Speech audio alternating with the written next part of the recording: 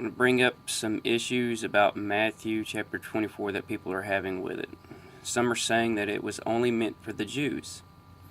My statement to that is, if it was only meant for the Jews, or they're saying particular parts that trouble them, especially when Jesus said immediately after the tribulation he would gather his saints. And some say, well, it's not the Great Tribulation. Well, we're going to take a look at it. And then they're also saying it's for the Jews and not the Gentiles. When I'm going to show you later on that Paul says the same thing to the Gentile churches that Jesus said in here in Matthew chapter 24. But first, let's start off. If it's just for the Jews, then it would be just for the Jews mainly for this time and era that Jesus was in. Because he said, there shall not be left here one stone upon another that shall not be thrown down. Because when they departed from the temple and his disciples came to him to show him the buildings of the temple, Jesus said unto them, see ye not all these things? Verily I say unto you, there shall not be left one stone upon another that shall not be thrown down. Well, if you take that literal, that did happen. It happened in 70 AD,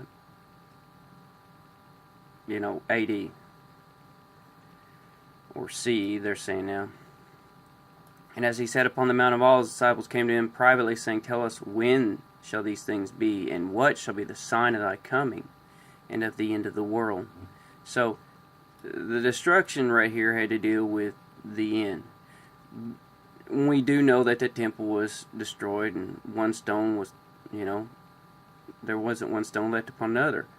But to us who are spiritual, we know that one stone left upon another is everything that the Heavenly Father hadn't built won't stand. Is the invisible things are eternal, but the visible things are temporary. So all that the Father hath not planted, will be thrown down. To us that have spiritual understanding. But anyways, let's get on further. Take heed that no man deceive you, for many shall come in my name, saying, I am Christ, and shall deceive many. And you hear wars and rumors of wars. See that ye be not troubled, for all these things must come to pass, but the end is not yet. Okay, that was happening throughout the history of man. But then Jesus goes to say, for nation shall rise against nation, and kingdom against kingdom, and there shall be famines and pestilences and earthquakes in divers places. This was also happening, but now we're more aware of it, and we know about earthquakes happening, partly because of technology. All these things are the beginning of sorrows. Then shall they deliver you up to be afflicted, and shall kill you. This happened during Jesus' time and their time. So if he was talking just to the Jews, a lot of this could be said that he was talking to the Jews just of that time. But we know this isn't true. We know that this is prophetic, and it wasn't meant for just the Jews. It was meant for all the saints. We'll get into that. And then shall be many be offended, and shall betray one another, and shall hate one another. And many false prophets shall rise, and shall deceive many. That was happening during that time. It spoke of it several times, like in the book of Acts. They'd have sorcerers, false prophets,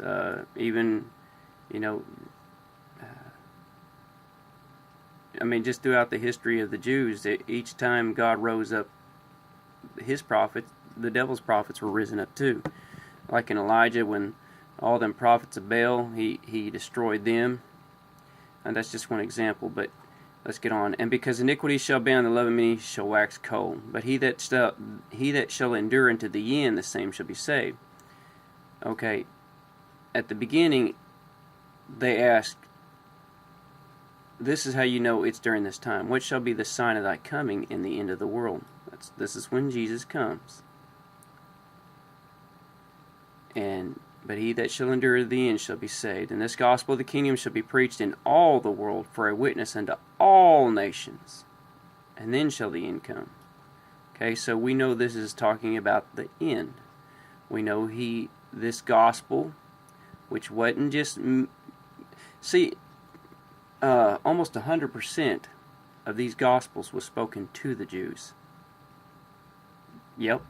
It wasn't to the Gentiles. It wasn't until Paul came that he took this Gospel, or Peter, that this gospel was really spread to the Gentiles. Though Gentiles did show up for healings from Jesus and stuff like that, this main gospel, all the gospels. So if it's just meant for the Jews, why read the gospels? Okay? Why read them at all? When ye therefore shall see the abomination and desolation spoken of by Daniel the prophet stand in the holy place, whoso readeth, let him understand. And let them which be in Judea flee into the mountains. Okay? These are areas around Jerusalem and Israel. But let me say this. Many of you have been having dreams about fleeing to the mountains. You've also had dreams about where you're on the housetop and you're not supposed to come down and take anything out of your house. I've had that dream. Neither let him which is in the field return back to take his clothes. I've had that dream. Woe to them that are with child, and to them that give suck in those days. Many of you have dreams you were pregnant, and you've already given birth. Give suck in those days. But pray ye that your flight be not in the winter, neither on the Sabbath day. And I wonder why God's given you all these dreams to Gentiles if this was meant just only for the Jews. But pray ye that your flight be not in the winter, neither on the Sabbath day, for then shall be great tribulation, such as was not since the beginning of the world to this time, no, nor ever shall be. And if this was just meant for the Jews, why is it hitting the whole world? Because it's not just for the Jews. And this prophecy was for now, and it wasn't just for the Jews of that time, and it wasn't for the Jews now. It's for the whole body of saints. He calls them saints. He doesn't call them Jews. For then shall be great tribulation, such as was not since the beginning of the world to come, nor ever shall be, and except those days should be shortened, there should no flesh be saved. But for the elect's sake, Jew, Gentile alike, those days shall be shortened. So we know that the saints go through it because God shortening the days for his elect. Then if any man shall say unto you, Lo, here is Christ, or there, believe it not. There shall rise false Christs and false prophets, and shall show great signs and wonders, insomuch that if it were possible they should deceive the very elect. Behold, I have told you before. Wherefore if they say unto you, Behold, he is in the desert, go not forth. Behold, he is in the secret chambers, believe it not. For as the lightning cometh out of the east, and shineth even unto the west, so shall also the coming of the Son of Man be. And to note right there, lightning don't shine out of the east unto the west. The sun does. So it's the lightning of the sky comes out of the east. It's the lightning of the sun, lightning of the earth. The same thing as in Psalms. For as far as the east is from the west, so far hath he removed our transgressions from us. And that's the way the sun's course is. It shines from the east into the west. But anyways, the darkness is pushed out of the earth as the earth turns towards it. And so will God push out the darkness in us as we repent. But that's how he's coming. He's coming through us. So shall also the coming of the Son of Man be. He's coming through us. As we turn towards him, the darkness is pushed out of us. He's also literally coming too, but first he begins with his house. For wheresoever the carcass is, there will the eagles be gathered together. That's also in Luke, and it's mentioned alongside where the floods in Noah, what happens to the ones taken. They're killed. The ones that are taken are killed by the flood. They're taken by the flood. Immediately after the tribulation of those days shall the sun be darkened, and the moon shall not give her light, and the stars shall fall from heaven, the powers of the heavens shall be shaken.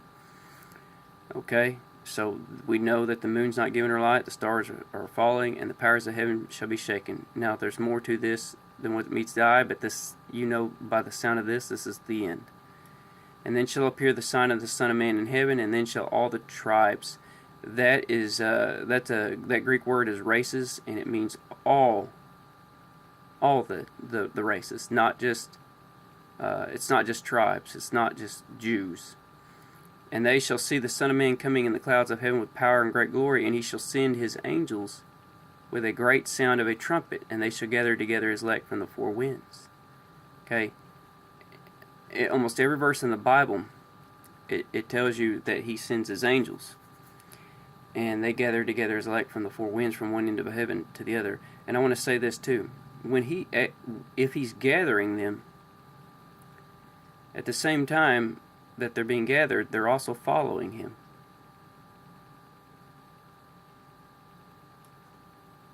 Did you hear that? If he's gathering them and they gather to him at the same time, they follow him. Now learn a parable of the fig tree. When his branch is yet tender and putteth forth leaves, you know that summer is nigh. So likewise ye, when you see all these things, know that it is near, even at the doors. Verily I say unto you, this generation shall not pass till all these things be filled. Heaven and earth shall pass away, but my word shall not pass away. But at that day and hour knoweth no man, no, not the angels of heaven, but my Father only. But as the days of Noah were, so shall also the coming of the Son of Man be. For as in the days of Noah that were before the flood, they were eating and drinking, marrying and giving in marriage, until the day that Noah entered into the ark, and knew not until the flood came, and took them all away. So shall also the coming of the Son of Man be. Then shall two be in the field, the one shall be taken, same thing, knew not until the flood came and took them all away. The two shall be in the field, the one shall be taken, the other left alive. The one's taken by the flood. Two women shall be grinding at the mill, the one shall be taken by the flood, and the other left alive. Watch ye therefore, for you know not what hour your Lord doth come. Okay, I'm going to stop there and make a part 2 to this.